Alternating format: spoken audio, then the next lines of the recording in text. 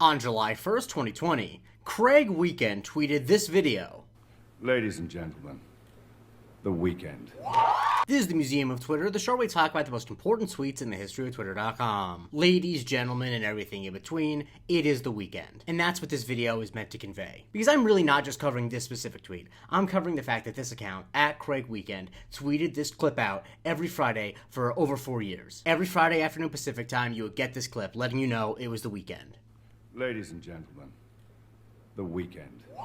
But what is the context of this clip? I will say, if the context isn't immediately obvious to you, you just live in a very different cultural milieu than I do, but I'll explain it. This clip is from the March 7th, 2020 episode of Saturday Night Live, where Daniel Craig was the host and The Weeknd was the musical guest. And as is the case with every episode of SNL, the host introduces the musical guest. So Daniel Craig is introducing the musician The Weeknd. But of course, taken out of context, it doesn't sound like that's what Daniel Craig is saying. It sounds like he is saying to ladies and gentlemen, it is the weekend, as in the end of the week. And so Miles Reel, who started the account when he was just a teenager, thought that this was a very funny thing to post. And he started this in July of 2020, and he kept doing it until January 2025, when he eventually stopped because the account got banned on Instagram for supposedly being impersonating Daniel Craig, and he decided not to keep doing it because he thought Twitter was getting too toxic. Which, fair. But for those 4+ years, like clockwork, you could rely on the Craig Weekend clip to let you know it was the weekend. The great thing about it is that it was not automated. It was posted sometime, usually around 3:45 to 4:20 Pacific. So if you're me on the East Coast, it was between 6:45 and 7:20. So if we're being honest, it was a great indication of when you should crack open the first cold one. And I think that so much of the popularity is the cadence and body language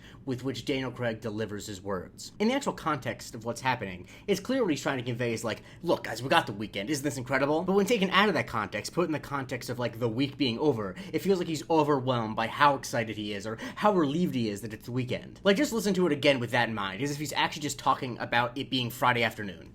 Ladies and gentlemen, the weekend.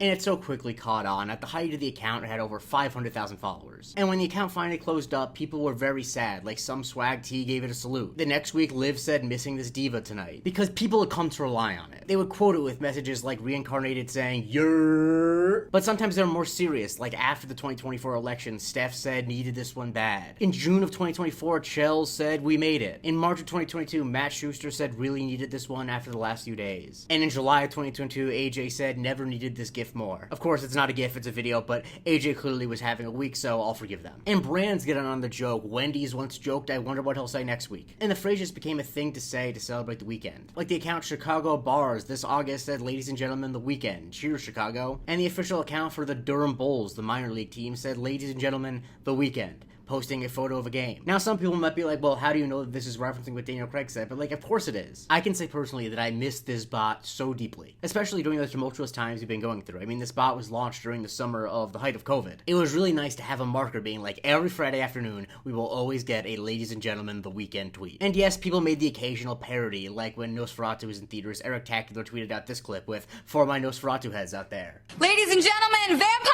Weekend! And filmmaker Derek Milton actually had the chance to recreate it himself. He was filming something with the actual The Weeknd, and he made this. Ladies and gentlemen, The Weekend. So that obviously means that The Weeknd is aware of it. And Daniel Craig was made aware of it when he was doing press for No Time to Die, which is a bit ironic because him hosting SNL in 2020 was to promote No Time to Die, but obviously it got delayed like a year and a half, so he was promoting it again, and he was told about a meme that started on the SNL that he did promoting the movie that's now coming out in the fall of 2021. Anyway, they made him aware of it, and he thought it was wonderful. I will say, I do not begrudge Miles at all for stopping the account. One day I will stop doing this account, and I don't want people to resent me, so I feel like I have the responsibility to not resent people when they stop doing a fun thing on the internet. I'm just glad that he did it for as long as he did. And in the great New York Times interview that I've been citing throughout this, he actually revealed that at the time that he started doing this, he was working weekends for the Orange County Public Transit Service in California. So he was so selfless that he was putting out the ladies and gentlemen, the weekend tweet, even though he knew he still had to work. There are heroes amongst us and they don't wear capes. Follow me for a new tweet every day, and if you like the show, please check out my Patreon, patreon.com/museum of Twitter. We get a weekly bonus episode called the Museum of Not Twitter, and you get to vote on what I cover on Subscriber Sundays.